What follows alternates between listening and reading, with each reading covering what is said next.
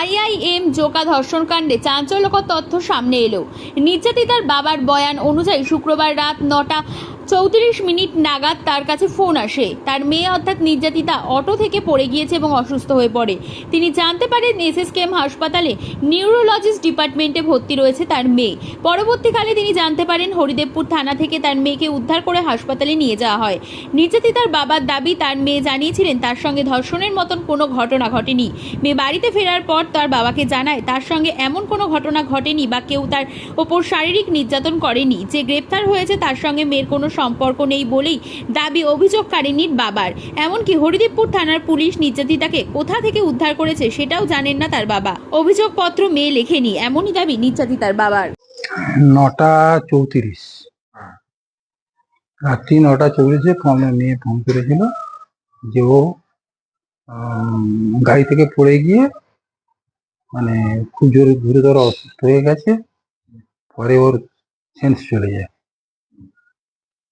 সেটা কোন জায়গা, লোকেশনটা ঠিক ও বুঝতে পারেনি। তারপরে আমি ওকে খুঁজতে গিয়েছিলাম রেস্কিউ করতে, কিন্তু ওখানে ছিল না। হ্যাঁ, আমি তারপরে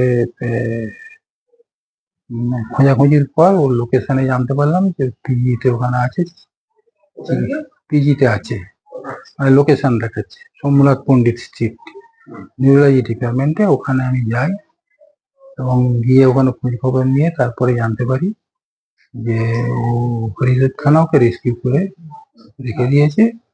ওখানে যাই যে আমি মানে ওখানে পুলিশকে বলি যে ওরা একটা অভিযোগের কথা বলেছে, কিন্তু আমার মেয়ের কাছে আমি যা জানলাম যে এরকম কোনো ঘটনাই ও বলছে ঘটেনি।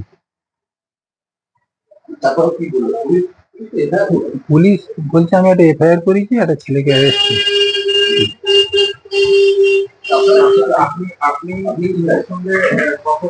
আমি মেয়ের সঙ্গে কথা বলে জানলাম, মেয়ে বললো না এরকম কিছু হয়নি, আমাকে পুলিশ বলছিল আপনি মেডিকেলে গিয়ে বলবেন, আমি সেগুলো কিছু বলিনি। ওগুলো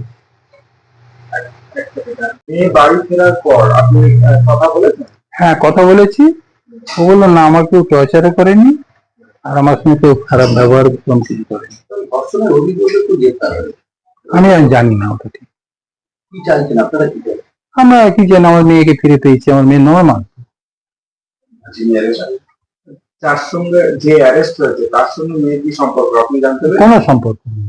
বলছি ইনস্টাগ্রামে পরিচয়, না, ইনস্টাগ্রাম থেকে পরিচয় হয়ে মেয়েকে দেখেছিল। কোনো সম্পর্ক নেই ওর সঙ্গে। মেয়ের সঙ্গে এখনো পর্যন্ত পরিষ্কার ভাবে আপনি কথা বলতে? না, পরিষ্কার ভাবে কথাটা আমি বলতে পারিনি। ও এখন সারা রাত ঘুমায়নি, ঘুমাচ্ছে। কেমন ও উঠলে পরে আমি কথাবার্তা বলবো, পুরোপুরি কথাবার্তা। তারপরে পুরো বিষয় জানতে পারেন। হ্যাঁ। মেয়ে কি করতে গিয়েছিল কালকে? মেয়ে ও যেখানে স্টাডি করে সেখানে একটা কি কাগজ জমা দিতে গিয়েছিল। তারপরে এই ছেলের সঙ্গে কিভাবে পরিচয় হলো? আমি সেটা এখন বলতে পারছি না। সময় লাগবে? হ্যাঁ, সময় লাগবে। কি মনে হয় মেয়ে কি মানসিক ভাবে ভেঙে পড়েছে? না না, সে স্ট্রং। এসে আপনার মেয়ে হরিদেবপুর থানায় কমপ্লেন লেখা?